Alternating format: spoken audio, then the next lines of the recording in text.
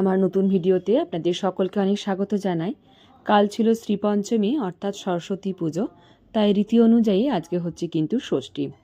আর মাঘ মাসের এই ষষ্ঠীটাকে বলা হয় শীতলা ষষ্ঠী।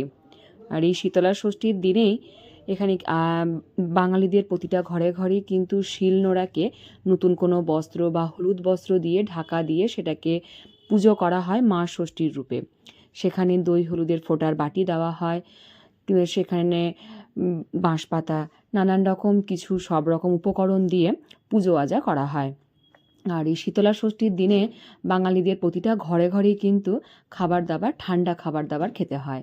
তাহলে ঠান্ডা খাবার দাবার খেতে গেলে আজকের দিনে তাহলে সব অরন্ধন, তাই আগের দিনের রান্না করা সব কিছু রান্নাই কিন্তু খেতে হবে আজকের দিনে। তাই বলা হয় ঠান্ডা খাবার খেতে হয়, যেহেতু শীতলা মায়ের খাবার তো ঠান্ডা খাবার। তাই আজ আমাদের এই শীতলা ষষ্ঠীতে বিশেষ এক ধরনের রান্না হয়, যেটা হচ্ছে গোটা সিদ্ধ। এটা প্রতিটা বাঙালির ঘরে ঘরেই কিন্তু গোটা সিদ্ধ হয়ে থাকে, যেখানে কিন্তু নানান রকম গোটা গোটা সবজির মাধ্যমে 5 রকম কলাই বা 2 রকম কলাই সিদ্ধ করে খাওয়া হয়। আর থাকে রান্না করা ভাত, যেটাকে আমরা পান্তা ভাত বলি, সেই পান্তা ভাত। তার সাথে থাকে ওই গোটা সিদ্ধ, তারপরে শাক থাকে শীষ পালং শাক।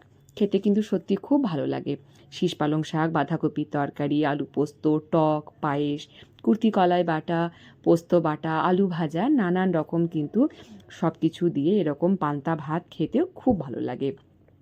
আর এই গোটা সিদ্ধ খাওয়ার মূলত কারণই হচ্ছে যে বসন্ত বা পক্স যেটা হয় তার কিন্তু রোগ প্রতিরোধ নিরাময় করবার জন্য কিন্তু মহা একটা যেন ওষুধ, এটা একটা কাজ করে।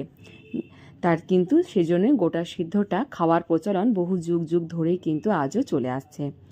তাই সকালবেলায় জলখাবারের সময় গোটা সিদ্ধ দিয়ে জলখাবারে মুড়ি খাওয়া হয়েছে, শুকনো মুড়ি।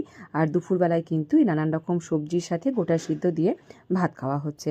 ভিডিওটা এখানে।